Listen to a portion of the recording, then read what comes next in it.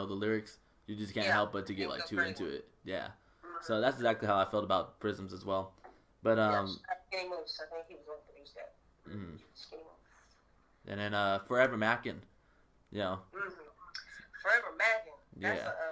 That's an amazing one. I think Mm, Ashton McCray did that one. Ashton Got Beats did that one. mm-hmm.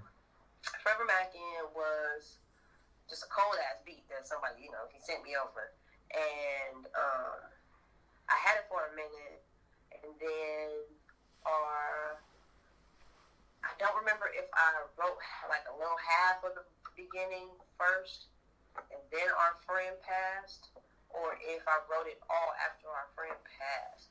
I think it was maybe a little bit was done in the beginning, and then we had a homie pass away. Sean Mack, rest in peace, Sean Mack. He passed away. So when I finished that song, I know that like it was dedicated more so toward him. Definitely, you've seen the video when those flashes of the guy in the orange jumpsuit. I kind of came up certain times like in my music career in the studio with him a good amount of times in my life, and learned a lot from him, and he was a real close homie, and the way he rapped and kind of what he went about in the studio, his energy, his style, that's kind of how that song stemmed. Like, I was kind of going hard. I know, like, he would be like, go hard. He wouldn't be about no bullshit. Like, so I kind of, he got a song called Back on My Bullshit. That was kind of like my Back on My Bullshit vibe after he passed. So it was a little, it was a lot of heart in that one too, especially because it was for him more so. It was a hard banging song. It's not soft and but a lot of heart was in that because that was kind of right after he passed. So. Yeah, well, rest in peace to him, man. Yeah, it's crazy how a lot of things can be created just from like your own experiences, let alone like the pain, the memories that you have and such. So yeah, salute to that, big time. Yeah. You know, uh, I have like another question that's gonna kind of be spun off of it, but how's like the whole writing process with like when it comes to any kind of song that you're creating? Like, do you have like a whole like, what was one of those things called? It's like kind of like one of those tributes or not tributes, like routines that you kind of do to get into the writing process. My writing process is very different. I think at a lot of different times. I write. I used to write a lot on the phone. That got very bad for me. The social media and distractions and apps and other shit there. I stopped doing that because I just couldn't. You can focus, but there's a lot of shit that also goes on the phone, like looking at another screen. And I just need my brain to like low key, like naturally, like go into a different place. So I stopped really writing on my phone. I don't really have anything like special that I do. I definitely would smoke blunt. Period. A lot of times when I'm like at home or like, because I have my own setup here, whatever. If I'm just chilling or even in the studio, if I can. In some studios, nowadays you can't always smoke in. You can't. But I'm gonna smoke a blunt. Mm-hmm. If it's around, I'm gonna smoke it. If ain't no weed around, I ain't gonna smoke a blunt. That's okay. Like I can make songs sober or not, or whatever. But I was writing on my phone a lot. I started writing a lot in pads and like with pens and papers and stuff. That's very different for me, very helpful. Because, when they say you write shit down, it makes it real, So I write a lot on paper sometimes. Recently I did start, it's not even like hype shit because people be like, I don't need to write songs no more. I just go off the dome. Like, I feel at first I was kind of like, all right, we get it.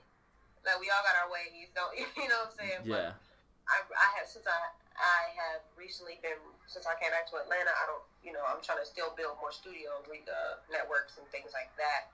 So I work a lot more at the house on my own. I will start to, like, start certain songs now without paper or pen or a note or anything. So I'll just really be in front of the mic. Sometimes, be 4 bars, 8 bars, 10 bars I can come up with on the spot and, like, keep that and then bounce off from there. Or piggyback, whatever the hell, they say bounce away off of that. But that's been really fun too, though. I kind of like that. I see why people are like, I don't like that. I see now, but you ain't gotta like shout in people's face all the time and shit. But yeah, So sometimes I'll be writing, sometimes I will just go off the top and just be in here and just be in my zone, you know, eat some food so my brain works right, because I get hangry. I'm one of them. Yeah, unfortunately, that's the truth. So, talk about weed real quick. Is there like a certain way you like to smoke your weed, eat your weed? What do you usually choose to do? I do it all. I'll do it all. I'll eat my weed, definitely. That's not my preference. Definitely prefer to roll it up and smoke it. Roll it up and smoke it is more of the way. Like, I used to do a lot of leaves, like backwoods and fronto and shit like that. Like, I'll buy a fronto or some woods, like, on the weekend here and there, because now I'm trying to, like, let my chest revive. Like, now, and also being back home in Atlanta, like, I love Atlanta, you know what I'm saying? We got our weed, we did it. It's harder to find at times, you know what I'm saying? It's gonna cost a little more sometimes unless you really are fucking with your person, you got the right people. And it's, sometimes you can't always find the best shit. So I've slowed down a little bit. But, if I'm chilling by myself, we're going to have a pipe. I'll give me a little couple of hits, here and there. Sometimes, again, on the weekends or something, I'll roll a blunt, smoke it a little bit, but that's more so. And then I really got onto my papers recently, paper game. You see, I got my whole, right here at the desk, that's the whole setup. My drawer, I just cleaned everything, too, because tomorrow's like a super moon or like a pink moon, so I'm trying to clear my space today, so everything's all nice and clean. That's why you got but yeah, I do all that. I'll vape if somebody has a vape around. I ain't really buying vapes unless like I'm out of town and can't find nothing. Yeah. Or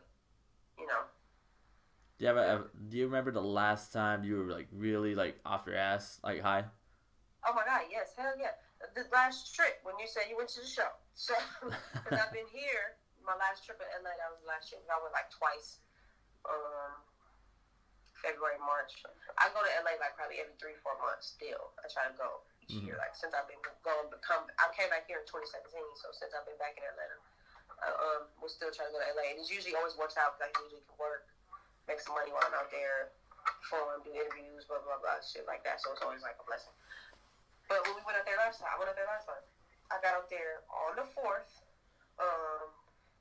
The show we had was the 5th, and we had a rehearsal on the 4th. Everybody came together for rehearsal because they have rehearsed a couple times in the city, 1 or 2 times in the city before that, but I've been out here, so. And some of us live in other states, like our brand, our collective, our whole group that we kind of work together with. We're all separate individual, more so artists, but we're squash it only, I don't really know. But we had our rehearsal or whatever because it was the only show we did our whole tape together of the show, and I swear I came in on the 4th. Rehearsal was at like 5 o'clock on the 4th. I landed at like 8 a.m. I didn't smoke at all because I went and got settled. I got a rental car. No, I don't even got a rental car. I got settled, went got some food, chilled for a minute. And it takes a minute to situate your weed. You gotta like figure out if you can get delivered, you can go pick it up. I didn't have a rental car at the time, but I'm staying in the city. It's just like I figured it out. But I knew we had rehearsal at 5, so I was like, fuck it, I'm just gonna smoke with the homies at 5, get my own weed later.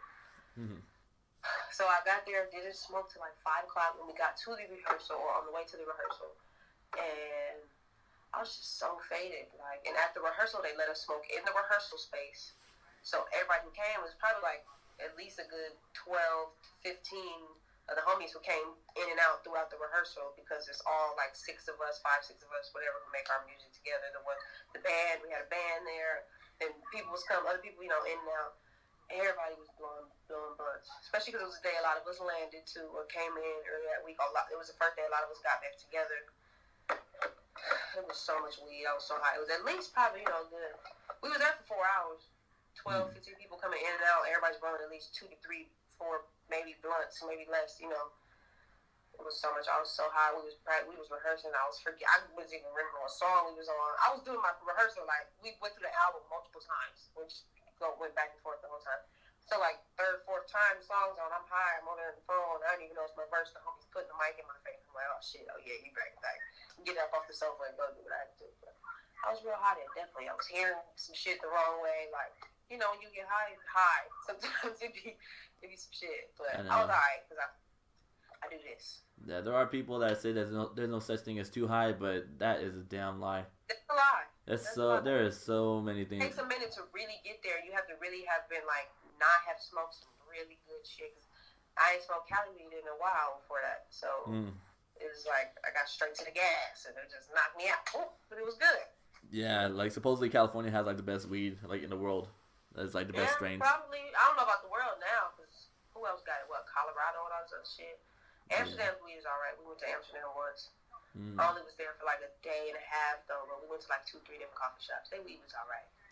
I heard that there are coffee shops that like kind of give you on the low pro, like, hey, like if you want some like magic mushrooms, you know, you might have to like go to this spot right here and such. I hear. I definitely heard that could happen in that area. But we was there so quick. Yeah. I don't know. Have you ever like took a trip down to like Psychedelic Road and all that?